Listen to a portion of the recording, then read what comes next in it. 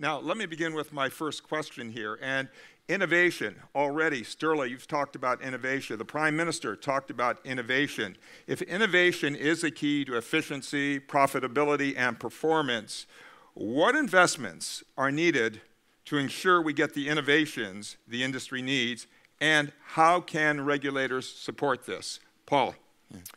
One key area of innovation that we're looking at right now in the United States is we sit on 20% of the world's LNG. So if you think blue and if you think green, and you think of the Emission Control Act, cleaner fuels, we need to look no further than LNG. But what are the investments in LNG carriers? Right now we look at a widening Panama Canal that can now accommodate gas ships starting perhaps as early as next year. And so how do we get this commodity into the marketplace? How do we assure our public, our trust? Because in the United States right now, LNG takes on a literally volatile connotation. When in fact we look at other countries such as Norway, best practices. How do we leverage this new commodity that's now entering the marketplace into our shipping industry, and how do we do that responsibly? And so I look at that as an alternative fuel source that we've only begun to scratch the surface on in terms of opportunities going forward as we look for efficiencies, and at the same time we look at green opportunities for our shipping industry. And very briefly, realistically, how quickly do you think LNG can become the standard? Because also you have to have a lot of infrastructure. Yeah.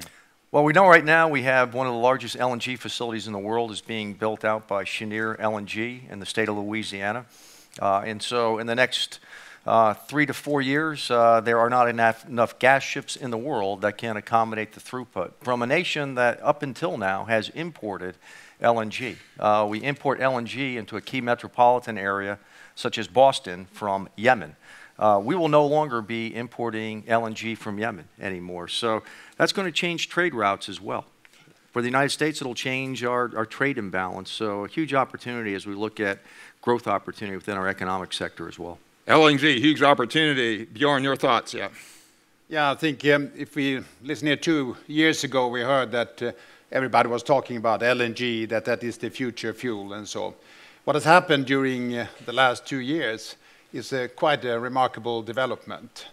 The high oil prices have supported the use of LNG as a different fuel, especially in U.S. with the shale gas that has really been driving the change where U.S. has taken actually lead.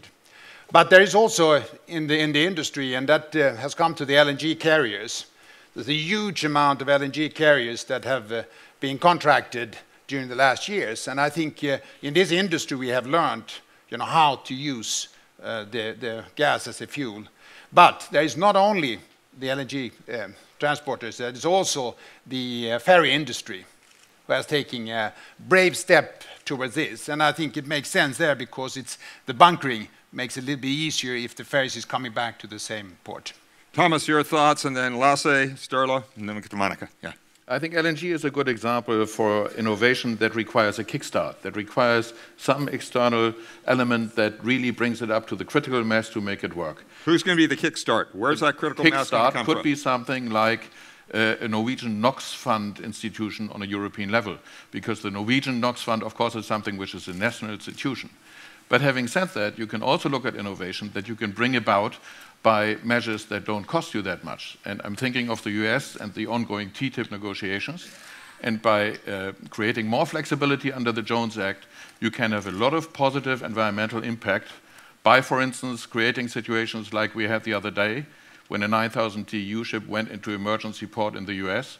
1,500 containers had to be discharged, and then they had to be transported to their ultimate destination by truck because they were not allowed to be reloaded.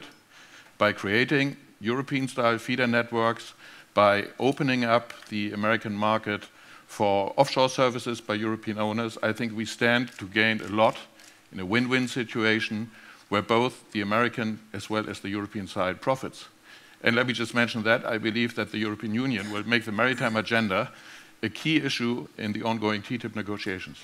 I'm sure Paul will bring that to you in an election year. Okay, yeah. Lasse, your thoughts? Yeah, well, I think certainly LNG is one of the future fuels, but I think we should be careful and just focusing in on one solution. I mean, that's one thing. I think there will be others. We are all surprised by the electrical car revolution that we've seen in Norway, and it came much quicker and much deeper than many of us thought. And then I'd like to also make sure, I mean, we don't only talk about the new ships, because we have 50,000 ships out there, and the most important things we do this year, next year, and the next 5 years is what we do with them. And just as a small example, we have gone back and looked at how much have really, how big are the differences between the environmental efficiency of the same ships, and that could be up to 30%. So still, it's much more important how and who runs the ships rather than which ships they order. Okay. Sturla. Thank you. I'd like to approach. Hello. Yeah, I'd like to approach this from a different perspective, from a more general angle, because I think that sort of the prerequisites for innovation is very much starting with sort of basic societal infrastructures, high level of general education. I think it starts with also what is politically decided both nationally and internationally, that you have a regulatory framework which is predictable. Because the life of a ship is typically 25 to 30 years. I also think, deriving from our experiences here in Norway, that informal cultures, flat organizational structures, promotes the flow of information. And then on top of that comes the more pointed investments by governments and co-sponsored between governments and private sector on research and development.